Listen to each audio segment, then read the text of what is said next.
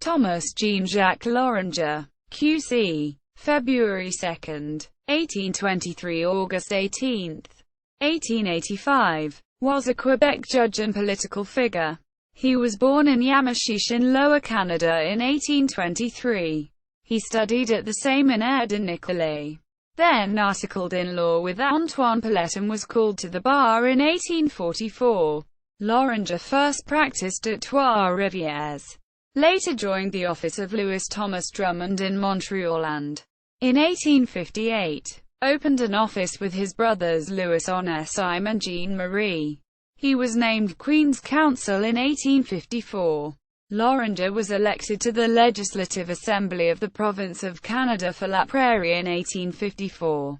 He was re-elected in 1857. He served on the Executive Council as Secretary for Canada East.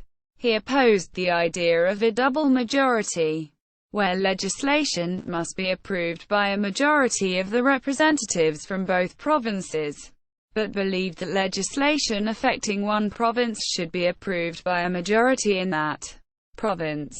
He supported Montreal as a capital and opposed the choice of Ottawa.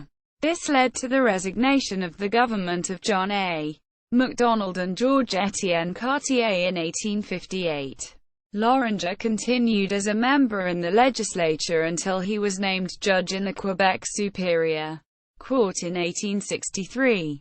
In 1873, he published the first volume of Commentaire sur le Code civil du Bas-Canada, a discussion of the Civil Code of Quebec.